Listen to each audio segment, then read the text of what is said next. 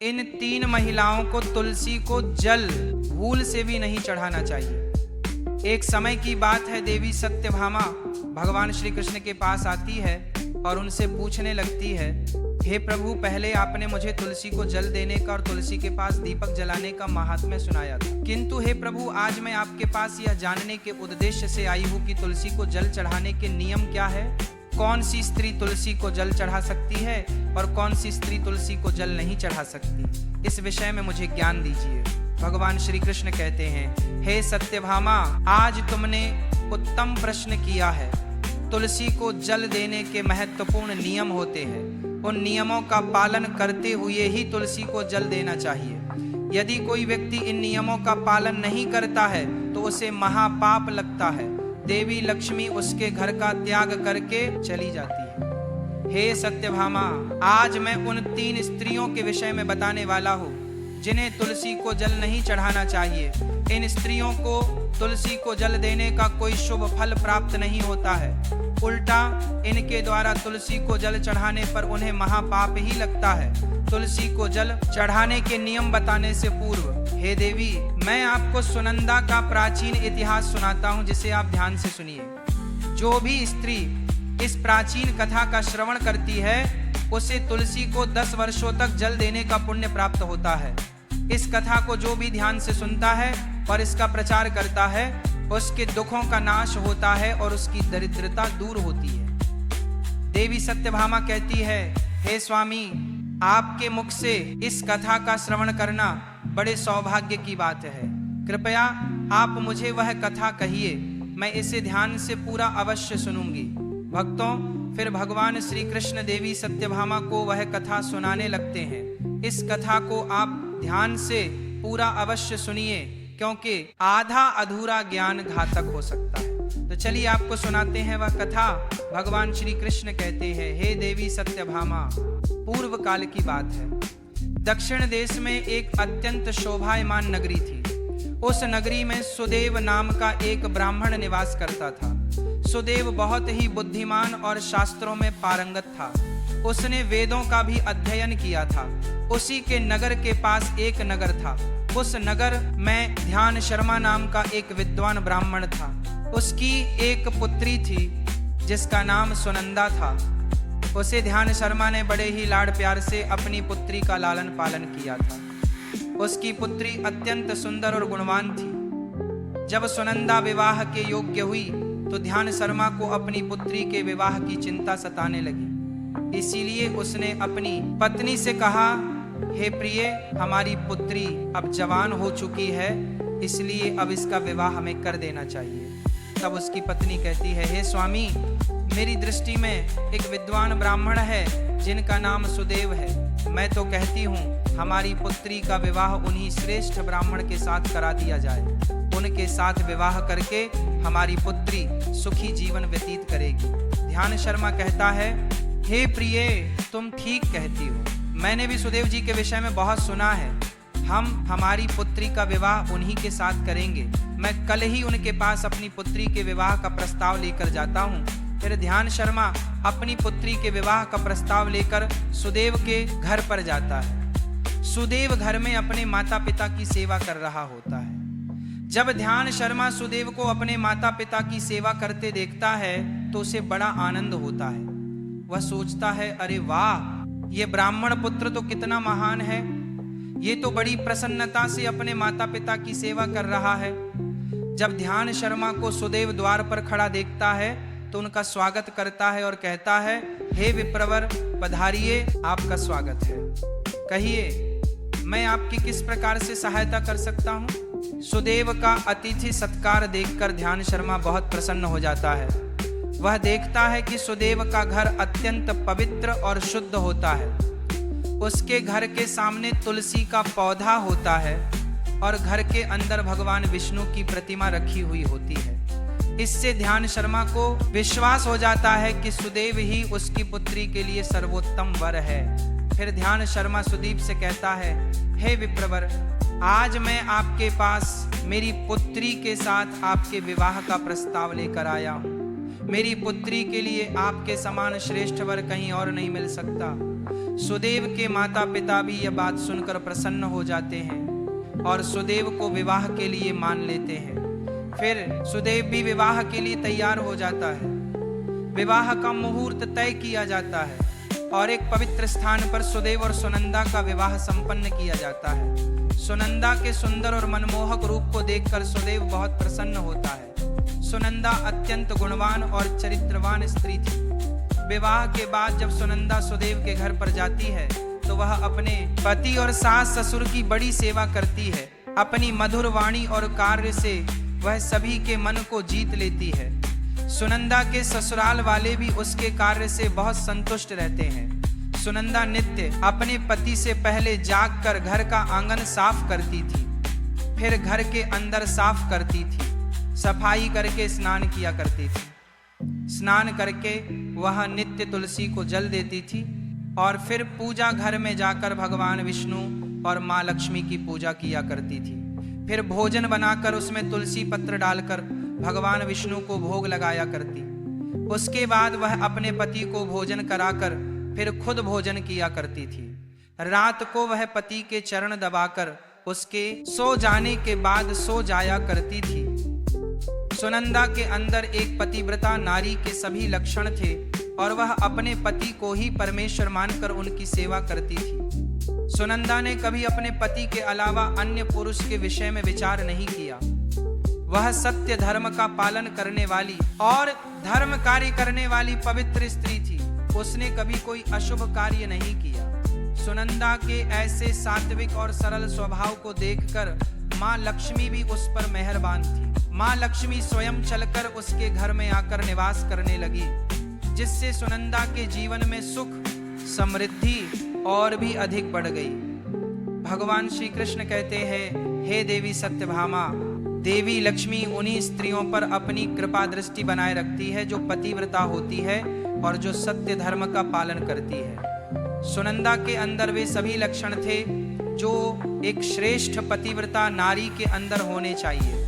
लेकिन आगे मैं तुम्हें बताऊंगा कि सुनंदा की एक भूल के कारण देवी लक्ष्मी उसके घर को त्याग कर कैसे चली गई। एक दिन सुनंदा का पति अत्यंत कामातुर होकर सुबह स्नान करने के पश्चात सुनंदा के पास आया और उसने सुनंदा के साथ शारीरिक संबंध स्थापित किया, जिससे सुनंदा का शरीर अपवित्र हो गया। लेकिन सुनंदा का मन भी काम के प्रभाव में ही था, इसीलिए वह अपने नित्य नियम को भूल गई। उसने पति के साथ संबंध बनाने के बाद बिना स्नान किए ही तुलसी को स्पर्श किया और उसे जल दिया, जिससे सुनंदा के शरीर में महामोह ने प्रवेश कर लिया। सुनंदा के सारे इंद्रियां तिलमिला उठे। सुनंदा के शरीर में महामोह ने प्रवेश करते ही देवी लक्ष्मी ने सुनंदा के घर को त्याग दिया और लक्ष्मी उस स्थान से चली गई। तब से सुनंदा के शरीर में निवास कर रहे उस महामोह ने उसे सभी धार्मिक कार्यों से वंचित कर दिया। इसका विपरीत प्रभाव सुनंदा के पति पर भी पड़ा और वह भी सदा कामातुर होकर सुनंदा के साथ विहार करने लगा। उसका मन सदैव ही काम वासना में लगा रहता था। फिर एक दिन सुनंदा के पति ने तो सभी सीमाओं का उल्लंघन किया और सुनंदा के मासिक धर्म के दौरान ही उसके साथ संबंध स्थापित किया, जिससे सुनंदा के शरीर में निवास कर रहा ब्रह्म हत्या का पाप उसके पति के शरीर में प्रवेश कर गया। हे देवी सत्यभामा, जब स्त्री मासिक धर्म से होती है तो उसके शरीर में 3 दिनों तक ब्रह्म हत्या का पाप निवास करता है, क्योंकि ब्रह्मदेव ने इंद्र के शरीर से ब्रह्म हत्या का पाप निकालकर वृक्ष, जल, अग्नि और अप्सराओं को ग्रहण करने के लिए कहा था।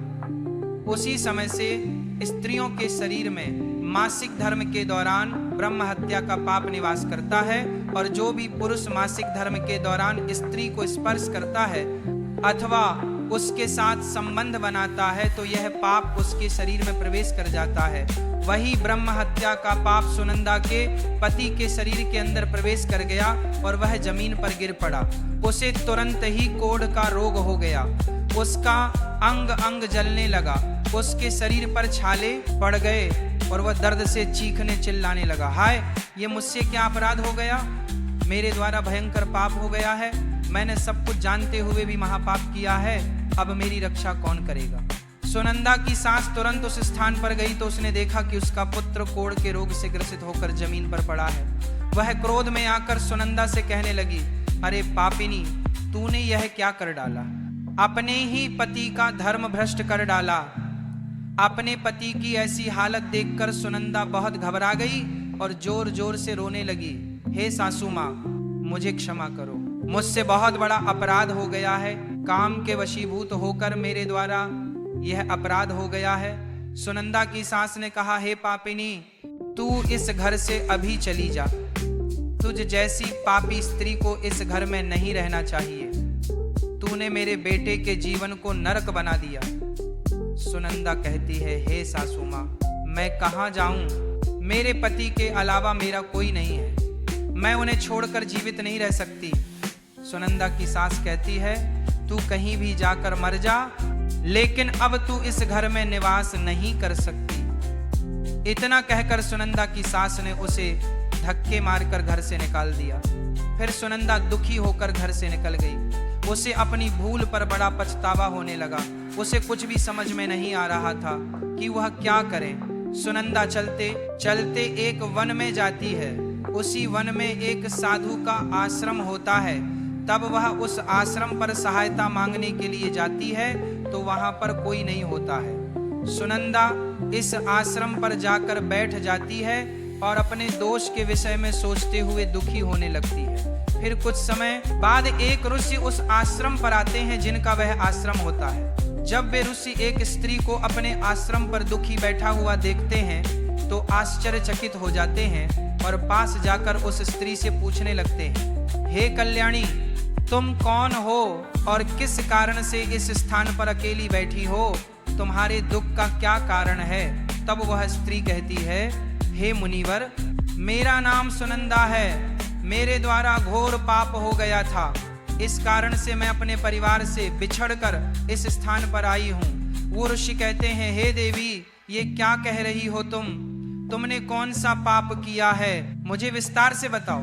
मैं तुम्हारी कोई सहायता कर सकूं तो प्रयत्न अवश्य करूंगा। सुनंदा कहती है, हे मुनिवर, मेरे द्वारा घोर पाप हो गया है। मासिक धर्म के दौरान मैंने पति के साथ संबंध बनाया। इसी कारण से मेरे पति कोढ़ रोग से ग्रस्त हो गए और दुख भोग रहे हैं। ऋषि कहते हैं, बेटी, तुम चिंता मत करो। तुम्हारे द्वारा जो पाप हुआ है उसका प्रायश्चित करो। तुम्हें पाप से मुक्ति मिल जाएगी। तुम इस आश्रम में बैठकर भगवान विष्णु की पूजा करो, तुलसी को नित्य जल दो और गौ माता की सेवा करो। तुम्हारा पति जल्दी ही ठीक हो जाएगा। फिर वह सुनंदा वहीं पर उस आश्रम में रहकर भगवान विष्णु की नित्य पूजा करने लगती है। रोज स्नान करके वह ब्रह्मचर्य का पालन करते हुए तुलसी को जल चढ़ाती है और तुलसी के पत्ते डालकर भगवान विष्णु को भोग लगाती है।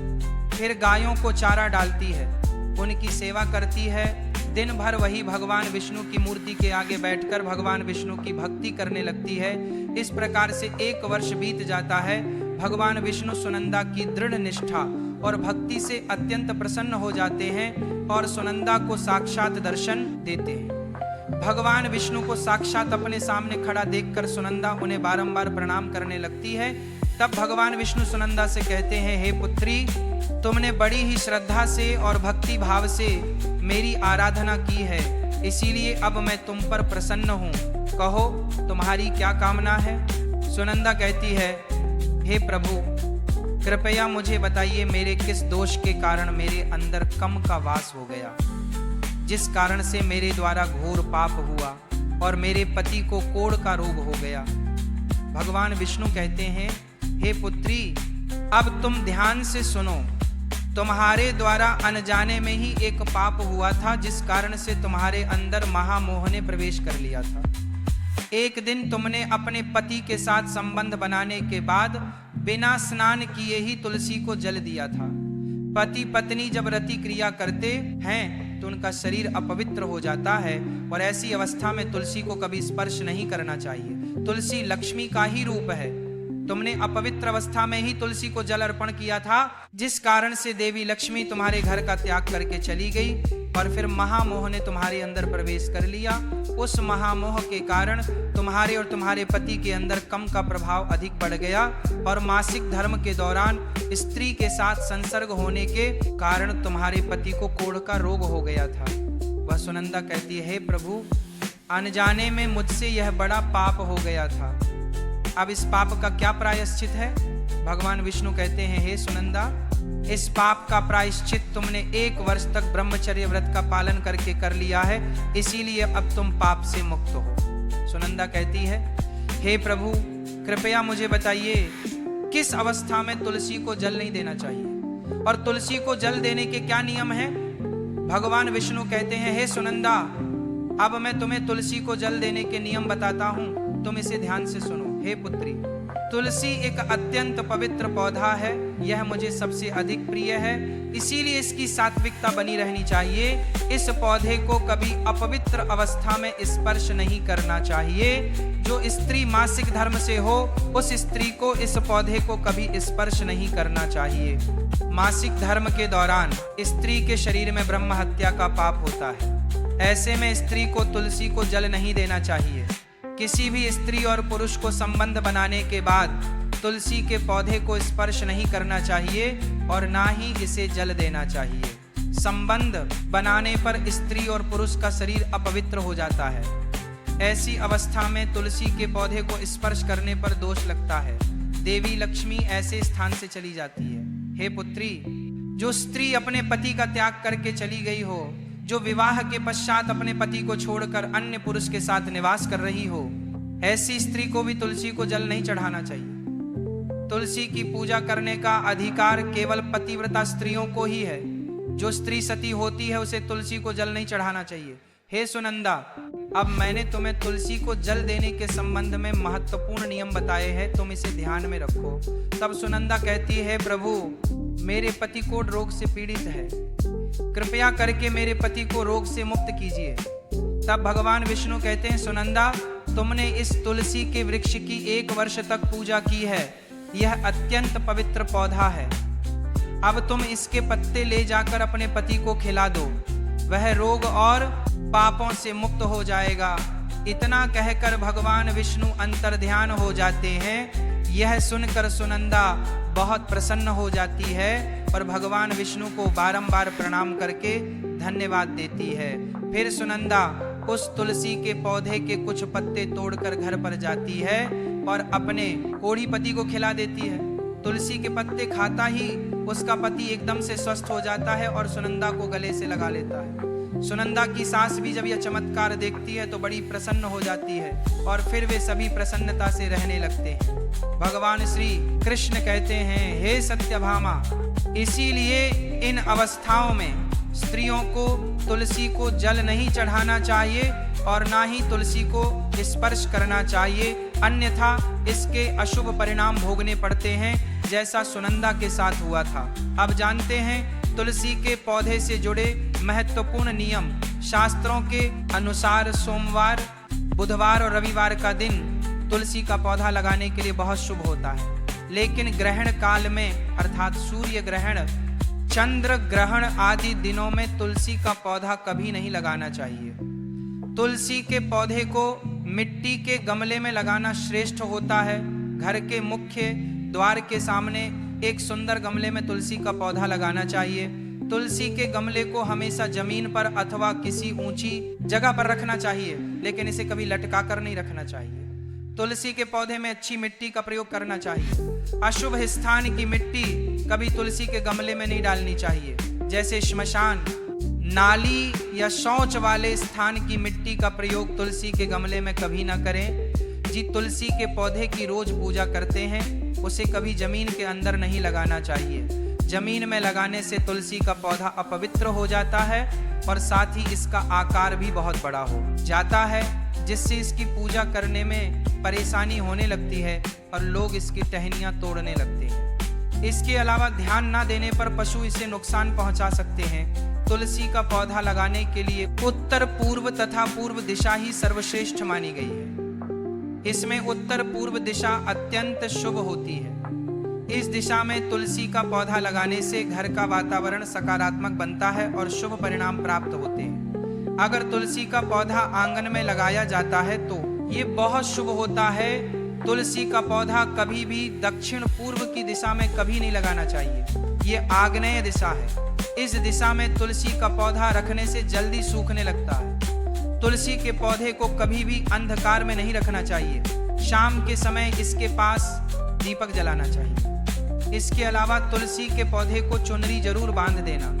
चुनरी के बिना तुलसी का पौधा अधूरा माना जाता है। तुलसी के पौधे में हरे रंग की चूड़ी, लाल अथवा सफेद धागा जरूर बांध देना, लेकिन तुलसी को कभी सुना नहीं रखना चाहिए। तुलसी के पत्ते तोड़ते समय ध्यान में रखें, चाकू आदि धारदार चीजों का प्रयोग करके तुलसी पत्ते ना तोड़े। तुलसी के पत्ते उंगलियों से ही तोड़ने चाहिए। तुलसी के पौधे की कभी टहनी नहीं तोड़नी चाहिए।